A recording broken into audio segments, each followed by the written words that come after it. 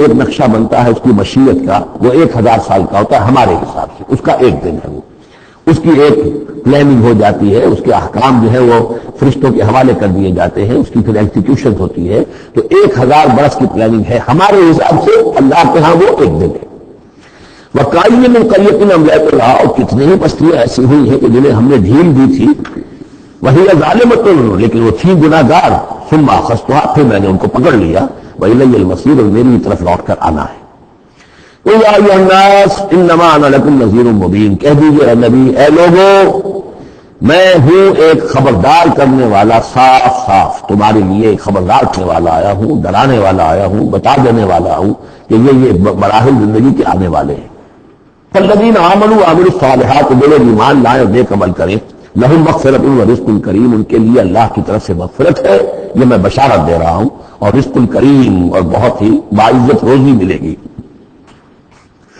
والذین سعوا فی آیاتنا معاجزین، اور جو لوگ ہماری آیات کے بارے میں تگ و دو کریں گے کہ انہیں کسی طریقے سے فیل کر دیں، ناکام کر دیں، غیر مؤثر کر دیں، ان آیات کو پھیلنے نہ دیں، اولئک اصحاب الجحیم، کہ یہ وہ لوگ ہیں کہ جہنم والے ہیں۔ وما ارسلنا من قبلک، یہ کافی مشکل آیت ہے قرآن کی جو اگلی آ رہی ہے، اور اس میں کافی قیل و قال ہے۔ وما ارسلنا من قبلک من رسول ولا نبی الا اذا تمنى القى الشیطان فی امنیتہ، اور نہیں بھیجا ہم نے آپ سے پہلے بھی کوئی رسول، اے نبی صلی اللہ علیہ وسلم، نہ کوئی رسول نہ نبی، الا اذا تمنا، مگر یہ کہ جب اس نے خود خیال باندھا، کوئی پلاننگ کی، کوئی نقشہ بنایا اپنے کام کا، ایک تو یہ کہ اللہ کی طرف سے ہدایت آ رہی کہ اب یہ کیجیے، اب یہ کیجیے، اب یہ کیجیے، ظاہر بات ہے کہ اس میں تو کسی خطا کا کوئی امکان ہی نہیں، وہی چاہے وہ وہی جلی ہو اور چاہے وہی خفی ہو، نبی کے لیے وہی جلی وہی خفی دونوں محفوظ ہیں۔ وہی خفی کے اندر بھی شیطان یا شیطانی قوتیں کوئی در اندازی نہیں کر سکتی، لیکن یہ کہ کبھی ایسا بھی ہوتا ہے کہ وہی کی طرف سے کوئی بات نہیں آئی ہے، ظاہر بات ہے کہ یہ بھی سمجھنا چاہیے کہ نبی کی حیثیت بالکل ایسے ہے جیسے وہ کسی زمانے میں، آج کل تو شاید وہ معاملہ ختم ہو گیا، وہ تار جو جاتے تھے گٹ گٹ ہو رہی ہے، ادھر سے ہو رہی ہے، ادھر سے وہ جو ہے مشین بول رہی ہے، تو بیچ میں تو مشین ہے، کچھ نہیں ہے۔ تو ایسا نہیں ہے کہ نبی کی اپنی کوئی شخصیت ہی نہ ہو، نبی کی اپنی کوئی سوچ ہی نہ ہو، نبی کی اپنی کوئی پلاننگ ہی نہ ہو۔ یہ تو عام انسان بھی دیکھیے، اگر کوئی آپ کو یہ کہے بس آپ کو تو جو کہا کرتے چلے جاؤ، تو آپ کہیں گے میری شخصیت، میری بھی کوئی سوچ ہے، میری بھی کوئی اس معاملے کے اندر مجھے بھی کوئی رائے جو ہے۔ تو نبی کا معاملہ یہ نہیں ہے کہ بس ہر لحظہ وہ اللہ کا حکم آ رہا ہے، نہیں، بلکہ یہ کہ ان کو ایک حکم دے دیا گیا، اس کو پھر وہ خود بھی سوچتے ہیں۔ تبلیغ کیجئے، جیسے حکم آیا انذر عشیرتک الاقربین، اب اپنے قریبی رشتہ داروں کو خبردار کیجئے۔ اب یہ کام نبی کا تھا کہ آپ نے حضرت علی کو حکم دیا کہ کھانے کا انتظام کرو، اور بنو ہاشم کے تمام مردوں کو آپ نے بلا لیا۔ یہ جو تدبیر ہے یہ محمد رسول اللہ صلی اللہ علیہ وسلم کی، ان تدبیروں میں ایسا ہو سکتا ہے کہ کسی وقت کوئی خطا ہو جائے، کسی وقت کوئی بات جو ہے غلط بھی ہو جائے، یہ بات چونکہ اس کا ذاتی اجتہاد ہے۔ جو صحابہ کرام بھی یہ کرتے تھے، غزوہ بدر میں حضور نے جہاں حکم دیا تھا کیمپ لگانے کا، تو وہ جا کر بعض صحابہ پہنچ گئے کہ حضور دیکھیے اگر تو یہ وحی کے حکم کے تحت ہے، جو اللہ کا حکم ہے کہ یہاں کیمپ ہمارا ہونا چاہیے، سر تسلیم خم ہے، اگر یہ آپ کی ذاتی رائے ہے تو پھر ذرا اگر آپ اجازت دیں تو ہم کچھ اپنی رائے بھی پیش کریں۔ آپ نے فرمایا ہاں کہو۔ انہوں نے عرض کیا کہ ہمارے نزدیک تجربہ ہمیں جنگوں کا ہے،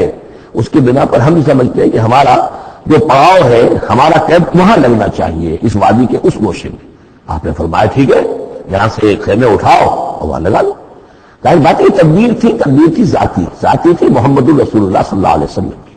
اس میں اختلاف کی صحابہ کو گنجائش ہے اور انہیں اپنی رائے پیش کرنے کا بھی موقع ہے۔ اگر یہ وہیں سے ہوتا تو ظاہر بات ہے کہ پھر وہاں سے کوئی سوال پیدا نہیں ہوتا تھا کہ وہاں سے کیمپ اکھاڑا جائے۔ تو اس طرح کے معاملے میں خطا بھی ہو سکتی ہے، غلطی بھی ہو سکتی ہے، اور اس قسم کے معاملے میں کوئی در اندازی جو ہے شیطان کی طرف سے بھی ممکن ہے۔ اب یہ مسئلہ ایسا ہے کہ چونکہ عصمت انبیاء کے بارے میں جو بہت حساس، تمام اہل ایمان جو ہے بہت حساس ہیں، تو یہ آیت جو ہے تو یہ گویا کہ سمجھیے کہ یہ حلق میں پھنس جاتی ہے، اس کو اس طریقے سے قبول کرنا بڑا مشکل ہے۔ تو تعویلیں بڑی دور راستار بھی کی گئی ہیں، لیکن میرے نزدیک اس کی بالکل سیدھی سی بات ہے۔ یہاں تک کہ میں آپ کو واقعہ بتا چکا ہوں تعبیر نخل کا، کہ حضور نے مدینے میں جا کر کہا کہ یہ آرٹیفیشل پالینیشن وغیرہ کے لیے تم جو قریب کر دیتے ہو کھجور کے نر اور مادہ پھولوں کو قریب لے آتے ہو، تاکہ فرٹیلائزیشن زیادہ ہو جائے اور پھر یہ کہ پھل زیادہ نہ کرو تو کیا ہے، آپ کے بس یہ کہنے سے صحابہ نے نہیں کیا، لیکن یہ کہ فصل کم ہو گئی۔ اب انہوں نے ڈرتے ڈرتے عرض کیا کہ حضور آپ نے یہ فرمایا تھا، ہم نے نہیں کیا، تعبیر نخل اس سال ہم نے نہیں کی تھی، فصل کم ہو گئی ہے۔ فرمایا انتم عالم بامور دنیاکم، یہ معاملات تمہارے، میں یہ سکھانے تمہیں نہیں آیا، ایگریکلچر سکھانے نہیں آیا تمہیں میں تو آیا ہوں یہ ہدایت دینے کے لیے۔ جو ہدایت میں دوں، جو میری جو نبوت اور رسالت کا جو ایشو ہے، جو اس کا موضوع ہے، اس پر تمہیں میری ہر بات کو ماننا ہے، لیکن یہ جو تمہارے معاملات ہیں یہ تجرباتی معاملات ہیں۔ اب دیکھیے تجرباتی، کیونکہ وہ تجربہ تھا، وہ کرتے تھے، زراعت کرتے تھے، اور انہیں یہ اندازہ ہو گیا تھا کہ ایسا ہو تو اس سے یہ کہ پھل زیادہ ہوتا ہے، تو تجربے پر تھا، اور تجربے ہی کی بنیاد پر سائنس ہے۔ پوری سائنس کیا ہے؟ ایکسپیریمنٹیشن ہے نا، اسی کے اوپر تو یہ سائنس ڈیولپ ہوئی ہے۔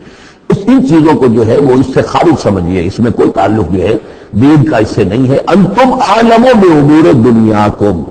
تم اپنے دارالنثار ہے اسے بہتر جانتے۔ یہ حدیث ہے بخاری شریف کی، الحمدللہ اللہ تعالیٰ ان پر لاکھوں نعمتیں اور اپنی رحمتیں نازل فرمائے، یہ چیزیں محفوظ رہ گئی ہیں ہمارے لیے، تبھی تو ہمارے لیے کچھ کہنے کا اور بولنے کا موقع ہے۔ تو فرمایا انتم عالم بامور دنیاکم۔ اسی طریقے کا مسئلہ یہ ہے وما ارسلنا من قبلک من رسول ولا نبی الا اذا تمنا، جب وہ کوئی اپنی اسکیم بناتے ہیں، اپنی پلاننگ کرتے ہیں، القى الشیطان فی امنیتہ، تو شیطان ان کے خیال میں کچھ ڈال دیتا ہے۔ امنیہ کہتے ہیں تمنا، آرزو۔ اب دیکھیے آدمی سوچتا ہے یہ حصہ ہو جانا چاہیے، یہ کام یہ ہونا چاہیے، مثلا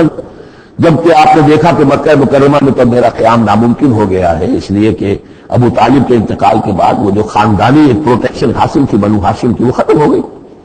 اور اب خاندان بنی ہاشم کا سردار بھی ابو لہب ہو گیا ہے کہ جو بہت ہی سخت دشمن ہے ذاتی طور پر حضور کا۔ تو پھر آپ نے سوچا اب کیا کروں، کس طرف جاؤں، کدھر دیکھوں، کسے آواز دوں؟ تو آپ نے طائف کا سفر کیا، لیکن یہ کہ وہاں پر آپ جو ہے ناکام وہاں سے آنا پڑا، وہاں کوئی آپ کو ریسپانس نہیں ملی، بلکہ زندگی کا سخت ترین دن جو ہے حضرت عائشہ صدیقہ رضی اللہ تعالیٰ عنہ کی روایت موجود ہے،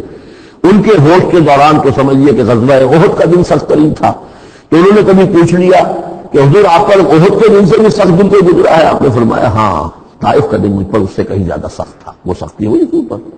لیکن اللہ تعالیٰ کی مشیت میں کیا تھا کہ یہ سعادت جو ہے یہ طائف کے لیے نہیں لکھی تھی، یہ سعادت یثرب کے لیے لکھی تھی، جو مدینہ منورہ بننے کی سعادت جو ہے، مدینہ النبی بننے کی سعادت اللہ کی حکمت میں مدینہ کے لیے تھی۔ وہاں اردو رہی بھی نہیں، اور وہاں کے 6 آدمی ایمان لے آئے اور کھڑکی کھل گئی۔